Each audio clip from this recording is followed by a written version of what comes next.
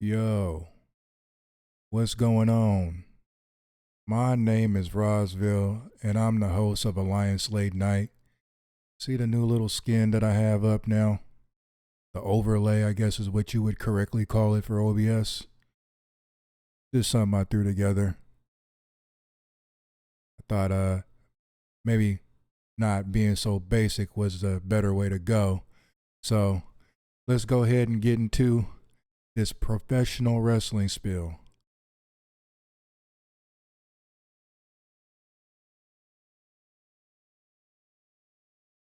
There we go. You know how many times I practice this transition and these audio takes and audio testing and everything else before I decide to get up on here and actually do my recording? It'll blow your mind. But if you do any podcasting yourself, messing around with OBS and YouTube or whatever, you know, you're never satisfied. You're trying to get it right? But anyway, I'm back with episode 3. I hope that you'll be able to hear me. My audio meter is having me up into, or showing me up into negative 15 decibels here on my microphone. This is a little microphone I think came from Wish, maybe Amazon. I have another one somewhere, but we'll see how this plays out. Hopefully you can hear me and hear me well. Okay, there goes my clock. I was looking for my clock on OBS. Now I see it. Cool. Well, let's go. So this week, we're going to change it up just a little bit.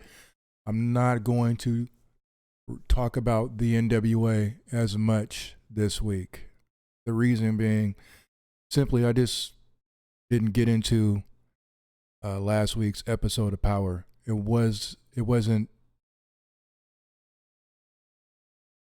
didn't grab me, you know. My attention easily moved away from what I was seeing on my TV screen. So, with that said, I won't really dive into that. You want to hear the reviews for that, you can go check out the Alliance Guys podcast at the Alliance blog. You can check my socials, Facebook and on X, to see the postings for that. Every episode that they go live, I share their links out. So if you want to hear about the latest of NWA Power, go over there, check it out, say what's up to the crew over there. So we'll start with Ashe Wrestling. Ashe Wrestling. I need to pronounce that correctly all the time, every time.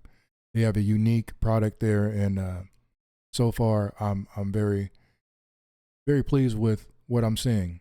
So I won't review the entire episode. If you want to check it out, look up Ashe Wrestling on YouTube. They're also on X, Instagram, and Facebook, I believe. Just wherever you're at on the socials, look them up and you can find the episode and check it out. I will be highlighting here the All-Father Darius Carter versus the Octopus Jonathan Gresham. I didn't know what to expect from this match. I'm not that familiar with Darius Carter, the All-Father. He is the current Ashe champion, men's champion. But what I noticed during this episode is that he didn't come out with the title or with the belt. So I'm believing that these episodes were recorded leading up to him winning the title. So we'll be doing a little bit of catch up with the episodes that are being released. It's not a problem. I hadn't seen anything. I'm not over there in North Carolina, so I haven't been to any shows personally. So the way they're delivering it works good for me. But to go into the match was really good. It was solid. I mean, I don't expect anything less from any match that Gresham is in. Doesn't matter who he's facing, really. He'll pull the best out, just like we got from Thunder Rosa versus Camille for the title, for the belt exchange. You know what I mean? Some athletes in the business just have that skill in them, and Gresham is one of them. It was a technical match. It wasn't a lot of silliness.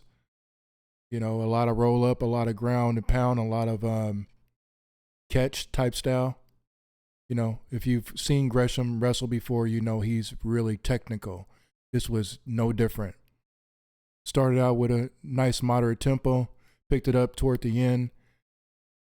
I don't want to give away the finish, but what I will say is that mid-match, you could see the pace change. You could see the back and forth between Darius Carter and Gresham, and I feel like they were matching. I don't want to say that the All-Father was keeping up. That may be a little bit disrespectful because I haven't seen enough from him to say if he was playing catch-up. And if you watch enough matches, like many of you have, you can usually tell when somebody's leading the other because they just don't know. They don't know how to flow with the other athletes' get down. I didn't see that here. There was a little bit of outside interference, or I wouldn't even call it interference necessarily, but there was some extracurricular activities happening outside of the ring during this match that played a big part into how this match ended. But again, I'm not going to give the match away. Go watch it. Ashe Wrestling on YouTube every Thursday. I don't remember the exact time, but every Thursday on YouTube, they premiere one of their new episodes. So go check that out. Also, before I switch gears from that, it's good to see Darius Lockhart in this position with this promotion, doing what he's doing. I wanted him to stick around in the NWA again, like I mentioned in a prior episode. I don't know what happened there. I don't know if he just decided to move on or if it was a Corgan call, whatever. Whatever happened for a reason, because here we are today watching this promotion take its own course. So that's a plus. Some other news with Ashe Wrestling that everybody should know. April 17th, WrestleMania weekend. Ashe Wrestling will be in Las Vegas with a card being presented. I don't know who's all going to be on that card. I didn't see anything. I don't have any notes that I jotted down about that, so I'm not 100% sure who's all going to be there. But nonetheless, I think it's a smart move to be in Las Vegas WrestleMania weekend as an independent promotion, knowing damn well that people like myself and perhaps you cannot afford WrestleMania tickets. So for anyone out there who has a family and their kids want to go out and enjoy professional wrestling that weekend, they have options. This was a smart move on behalf of the promotion, done by the promotion, and I wish them a lot of success there with that. Keep moving forward here. We're going to move over to my local promotions. We'll start with Defy.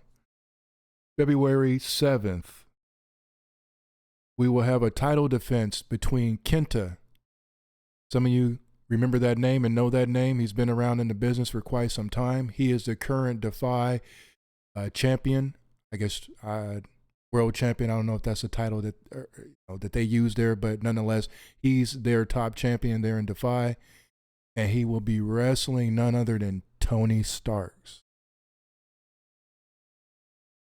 After all that drama that was going on with GCW, it's good to see that Starks has moved on. He's making an appearance as well in Hog. I don't believe that date has already passed. I think that's coming up as well.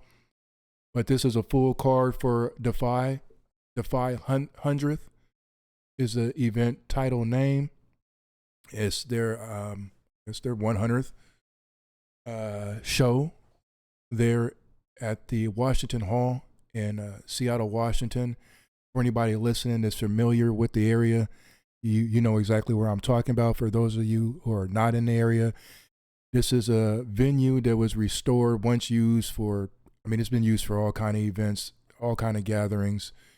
I know that Ravers used to throw events there until there was some damage done in the building, and then they discontinued that. That was many years ago. I started 2010, and they were already done by the time I got into that scene. So nice venue, decent size, fills very quickly. As it stands right now, the VIP seating and all the reserve seating sold out. So only general admission is available at this time. That's $30 general admission, standing room only. Let me repeat that. The only tickets that are available for this event are general admission, standing room only. So if you have any medical conditions that may hinder you from being on your feet that long, this may not be something you want to go to. If you have no problems there, hey, $30, you can't beat it. Check it out.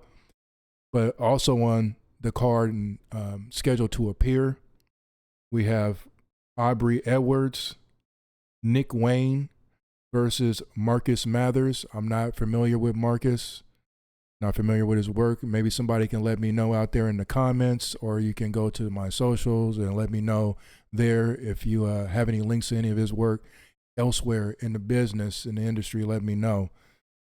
And also scheduled to make an appearance back at his home promotion is Swerve Strickland.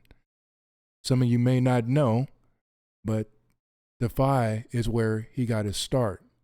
You also know that he was in Lucha Underground under Kill Switch, I believe was Kill Shot was the name.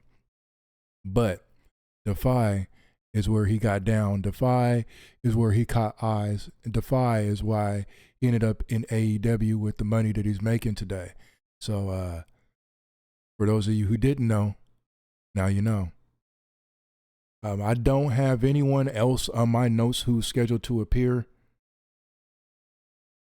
No, at this time, but check out DefyWrestling.com or go to Defy Wrestling on Facebook, all the socials, Facebook, Instagram, all those things. I don't know who's where, but just look up Defy Wrestling, you'll find them, and see if anybody's going to be at it, because as it stands right now, I don't know who Aubrey Edwards is facing, and I don't know who Swerve Strickland is facing. So we have some other names that are going to be popping up here soon. I think the card it's February 7th, and we are in January 17th. Things move quickly. Keep an eye on that. Again, standing room only, general admission. Tickets are on sale. You can go find the links to that at defywrestling.com. Also with Defy, sorry about that. Did not mean to pass the notes in front of the camera. No, number one, right? Defy also will be appearing WrestleMania weekend in Las Vegas. My notes read, Defy Wrestling returns to the Collective at the Palms Hotel and Casino, April 17th through the 19th. No one is announced on the card yet. Again, somebody had the brain capacity to say to themselves, you know what? We can't get those fans to come here. Those wrestling fanatics, we're not going to get them to come to our cities during WrestleMania weekend. Let's take our product to them in Las Vegas on the biggest weekend of professional wrestling probably in the world, right? I think that's safe to say. Again, a smart business move. People are thinking, how do you get eyes on your product? Money in your pocket. And of course, you have to be, making proper moves anyway prior to this to even be able to afford to pack up your show and take it on the road. Defy not only will be in Las Vegas for WrestleMania weekend, but they've traveled to Eastern Washington. They've traveled and done shows in Portland. They've traveled to California and done shows. They're growing. And their product, speaks for itself. I don't like everything, but most of what I've seen and what I've witnessed with my own eyes, they're doing a good job. So more on that. Again, look up their socials to stay in the loop with what's happening and who's going to be added to their upcoming card February 7th and who's going to be added for the WrestleMania weekend, April 17th through the 19th. Another local promotion, or I would say, let me not say local, that's putting them in a box a little bit. Another regional promotion based out of Washington State is Relentless Wrestling, who has an event coming up January 25th at Players and Spectators Event Center in Spokane, Washington. Spokane for out-of-towners. For in-towners, we call it Spokane, Eastern Washington. I am not familiar with the venue, but I believe this is the second time I've seen them there, scheduled there. Maybe I'm wrong, but I'll go through their cards so you can hear who's going to be there. Some names should be familiar. We have Danny Limelight versus Rook Kelly. The Joint Connection versus Massaro and Crucifina. Nick Zanner versus Amira. If you're not familiar with Amira, WWE was just in Portland, Oregon. Amira made an appearance during the show with Chelsea Green, walking through the backstage area. Now, if I'm mistaken her, let me know. But I believe that was one of the people that Chelsea Green spoke with in the back. And I believe they hooked that up because of Chelsea Green's underground independent, run before getting to the WWE. She was everywhere. That's why she's in the position that she's in right now, and she deserves it. So we also have the West Coast Wrecking Crew, which Royce Isaacs, formerly of the NWA, is part of that tag team. And they'll be facing Caution, or The Caution. We have Mr. No Days Off, Fred Rosser, facing Keita. For those of you who don't know who Keita is, he did make some appearances in UWN. And I think there was a angle that was being worked with Judas at the time. This was a while back. This is over a year or two ago. But nonetheless, Keita's still making his rounds out here doing his thing. We have Aaron Solo versus Filthy Tom Lawler. And we have Chris James versus Brooke Havoc for the Pacific Northwest title. Now, let me point out something that I did not mention here. Nick Zander versus Amira, intergender bout. So is Chris James versus Brooke Havoc. So we have two intergender matches on this card. It's not unheard of for most of these promotions to work out here for them to do that.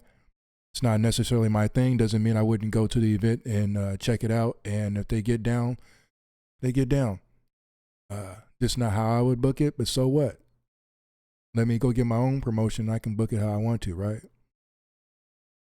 Doors open at 6 p.m. Bell time at 7 p.m. I did go to their Facebook page to look up most of this information. Unfortunately, I can't give you a direct URL for you to go check out. So what you have to do is search for them on Facebook. Relentless Wrestling, spelled exactly how I just said it. Relentless Wrestling. And you can find all the other information that you need to, as well as other events coming up. And there were some links as well to some old matches on their YouTube channel. So be sure to go ahead and check them out. I do not have a price of admission. You can also look that information up on their social. Moving on.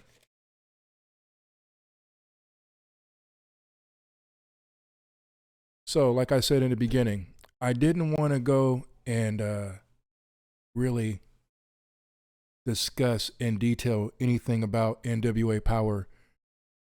I'm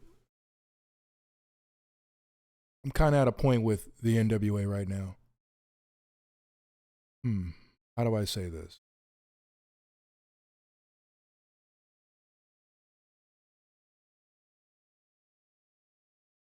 The same issues that AEW fans are having with Tony Khan, NWA fans are having that same issue with Corgan's booking. Sometimes when I sit back and I'm done scrolling through all my social feeds and looking at all the feedback and everybody's opinions, everybody in the comments, with everybody having their 2 cents, including me. I'm no different. Here I am right now talking about wrestling, right? But continuously, we as NWA fans say out loud, very loudly, why do we have this match? Why does this person have a shot at this title? What did they do to deserve it?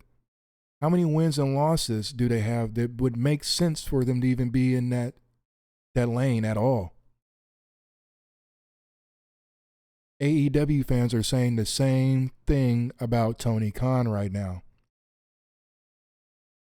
Of course, as has been said on many podcasts, when you have the money and you run the show, you can book it how you want to, right? But just because you can doesn't mean it's right. People trying to rewrite how professional wrestling is actually done is a reason why people are turning away. And they're not always turning away to go turn to another product. Everybody's not a WCW and a WWF situation where we're flipping the channels back and forth. Some people have been out of the wrestling loop for a long time, found a product that they like, and the people who run the show, the powers that be, the booker man, the booker person, continuously disregards the yells and the screams and the cries and the yells and the screams and the cries that are echoed from the people who are supporting them. Granted, for Tony Khan, it's a little bit different. We all know he has pretty much an endless financial backing situation. Plus, somehow, they just pulled off this deal with Max Plus, or whatever it is, right? So he's in a position where if he doesn't care, he really is not going to listen to the fans. It seems like somebody is over there in his ear, manipulating him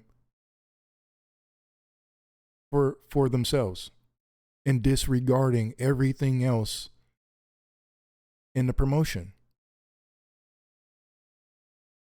We have the same situation on the NWA side. It's not a talent thing. Excuse me. It's not a talent thing, right? There's talent in the NWA. But we will never be able to see that full shine, that full potential, that full blossom if the booking is wrong. It doesn't have to be exactly how you want it, the viewer, or exactly how I want it, the guy behind this microphone on this podcast right now. However, it has to be in line with the reality of wrestling, the world of wrestling, the suspended reality of professional wrestling. But let's even go back before that. When you're creating a story, which is what professional wrestling is based on, there has to be a beginning, a middle, and an end. A start, a peak, climax, the ride out, the conclusion. If you don't have it there, you're just putting matches together. And I thought about this last night after watching the Alliance Guys podcast.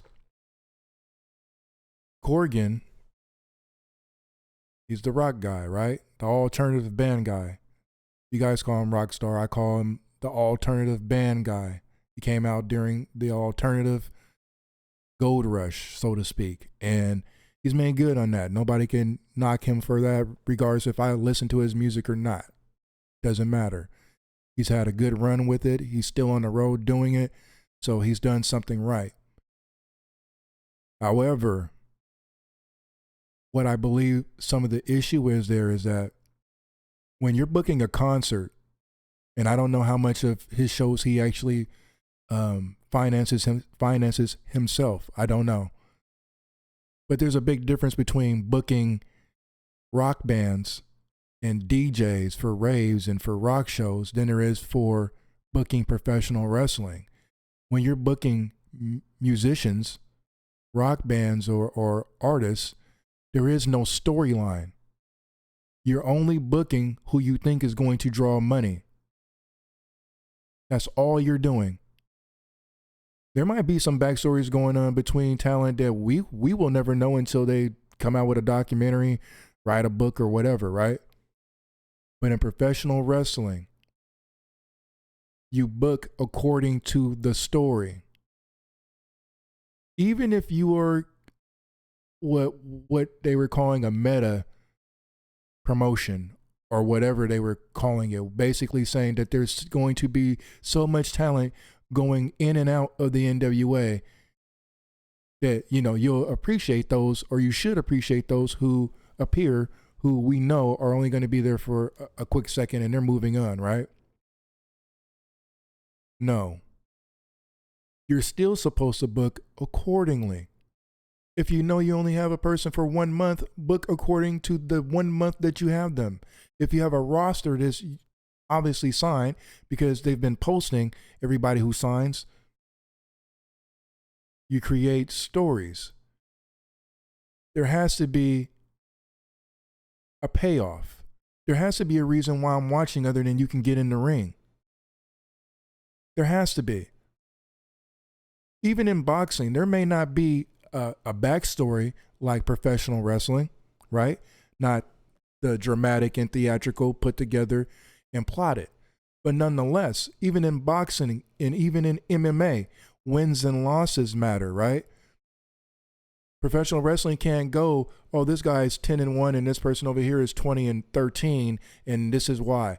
Not necessarily, it doesn't work exactly the same way as shoot fights such as MMA or boxing. Nonetheless, it's a factor that can be used to weigh in to the reason that you're booking, the people that you're booking to face each other at whatever events they're going to be scheduled at. We're not getting that.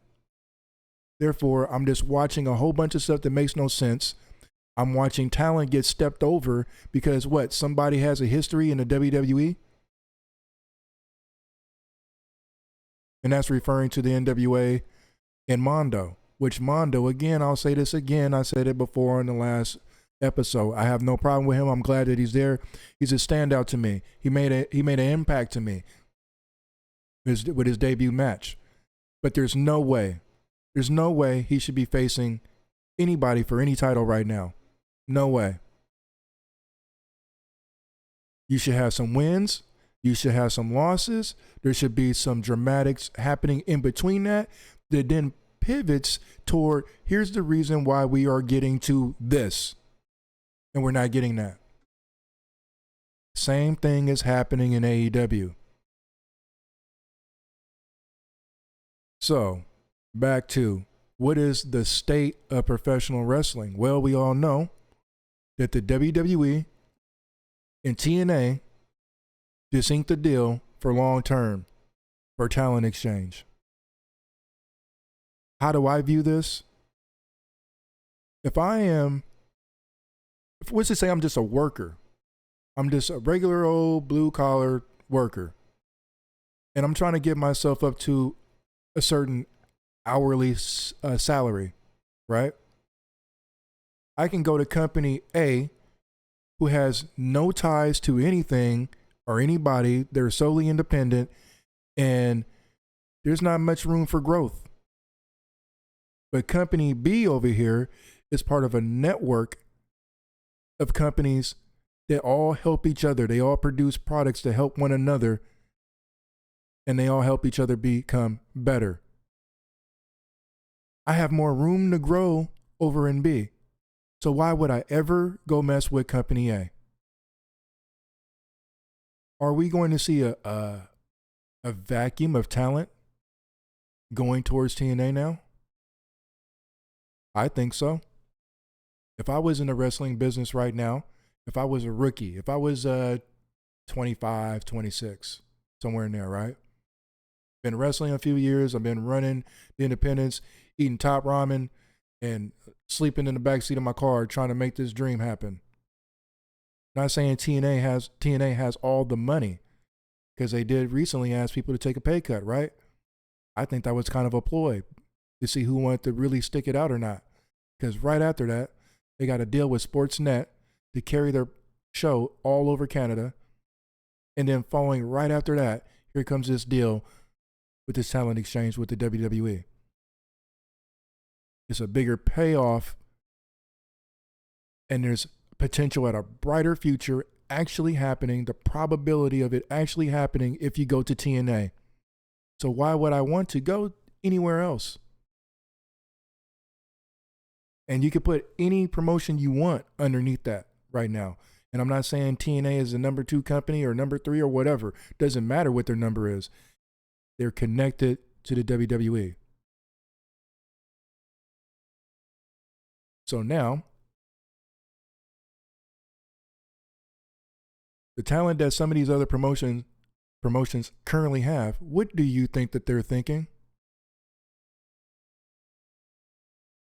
It's unfortunate that some promotions, including the NWA, doesn't have the salary caps as some of the others.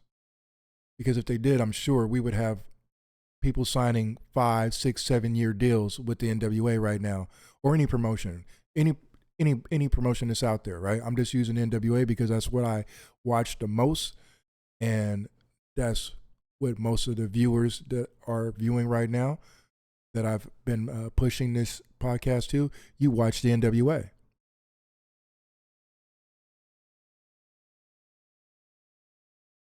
I think that we're going to see a lot of people bypass a lot of companies to get to TNA because TNA is a step closer and almost like a fast track to getting you into training with the WWE, getting you into NXT, which will put you in front of a lot more viewers. And if you excel, perform with excellence, your probability of making it to the big show is high. I don't think I've ever seen a farm system put together quite like this in a long time in professional wrestling. So, again, the state of professional wrestling. Will this cause other promotions, other indie promotions, to consider and possibly start merging? It's something that I haven't really heard anybody talk about. But let's look at the facts. A business is a business. And right now in America, corporate America, companies are downsizing, companies are filing bankruptcy, closing their doors for good, and merging. It's no different with professional wrestling. If you can see the future and you can see where this is pointing and you can see where the talent's attention is going to be, what are you going to do to combat that? Yeah, you might still have your local shows or your regional shows doing pretty decent as far as turnout. But what happens when your talent starts to disappear because you can't match the exposure and you can't match the dollar amount? What are we looking at then?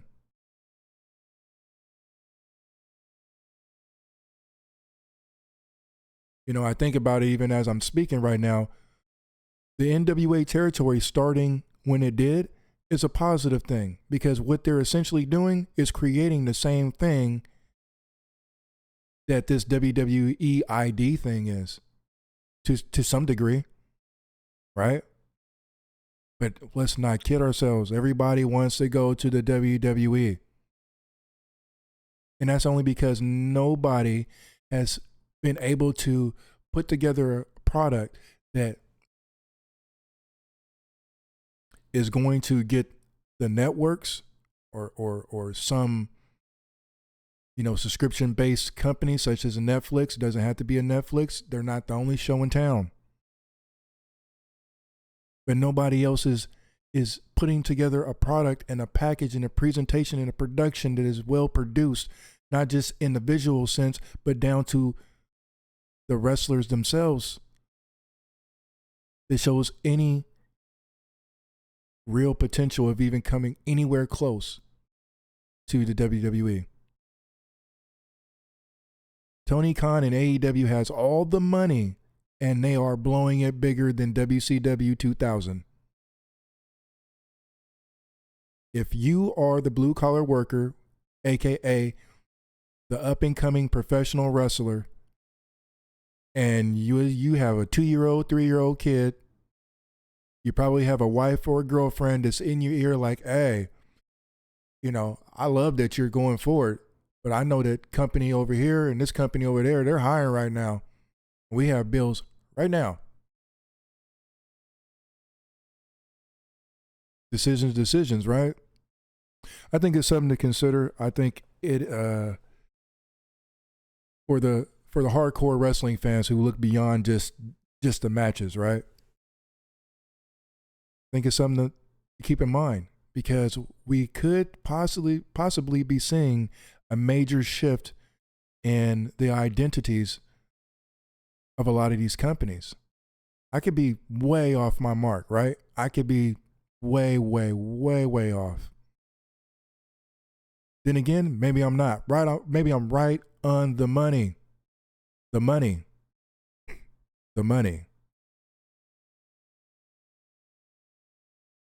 We will see in due time.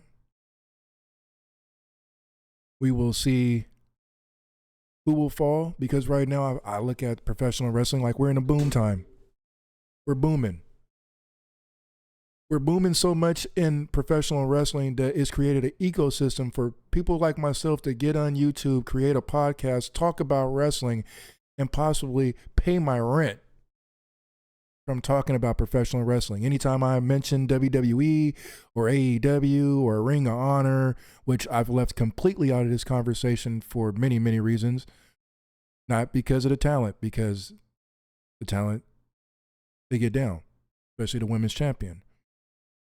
But every bubble has to burst. And if you're checking the temperature and the weather forecast of the industry, you would think that people are looking and thinking about this. Standing alone is not always the best move. Yeah, you might lose your promotion for the bigger picture, for the longer haul. That's my 2 cents on it. I was thinking about it last night, and I've actually been thinking about it off and on for the last couple months now because, again, we're in a boom time, and everybody's happy. Everybody's, excited when they hear that their favorite wrestler from, such and such promotion is on their way to the big show. And we should be happy about that. People work hard to get to where they're at, right? But didn't we go through this before? I mean, we may not have somebody outright blatantly distilling whole rosters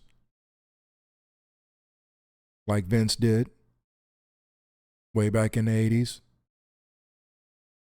But now it's done in such a way that it's a passive grab. We'll create this ID system so that we can keep tabs on you, and then when, we're ready for you, if we ever are. See what I'm saying?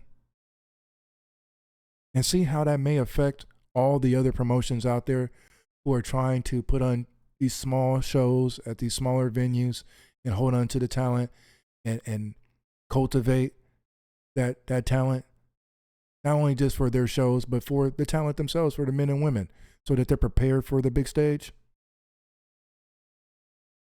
Just look at the NWA rosters across the territories.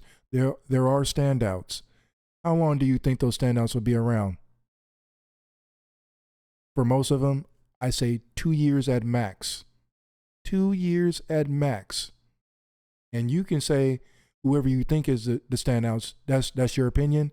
But then there's some that are overwhelmingly obvious. They're not going to be around very much longer. And this is going to continue to happen to a lot of promotions. So in the meantime, you would think that these guys would get their booking together. You would think that they would make their booking make sense so they can maybe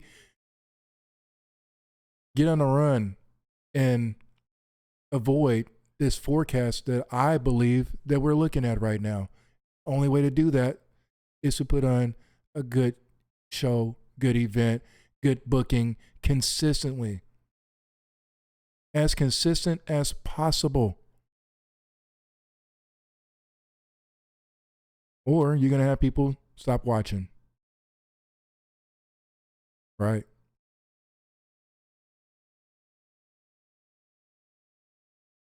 Somebody's going to figure it out. I'm over my time by 10 minutes. 30 minutes was my mark. As I said in the last episode, I'm never ever going to stick to that. That's all right. I hope that everybody can hear me okay. I'm using this mic for the first time. I did some testing, like I said in the opening. I don't know. My audio meter is telling me that I'm up there. It's telling me that I'm being heard. I did the testing and sounded all right. You may have to turn up your volume a little bit. If that's the case, I definitely will have it fixed for the next episode. I have another microphone that's in the box, brand new, so I haven't used it. So I'll try that in case this didn't work out. But in the meantime, everybody, keep enjoying wrestling. Keep watching. For those of you who are, stuck on one promotion or the other, I challenge you to get out of your box. Get out of your box and see what else is out there. There's some good wrestling going on in other places than where, you've picked a land. Definitely.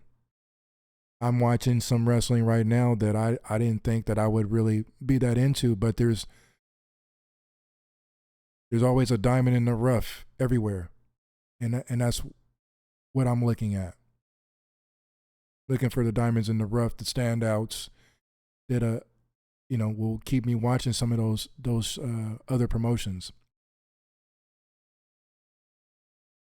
Maybe I should be an agent because I know where to find them. Anyway, I'm out of here, you guys. I'm Rosville. This is another episode of Alliance Late Night. I hope you all have a great weekend. Be easy. Stay out the way. People are crazy. You know what time it is. I'm gone.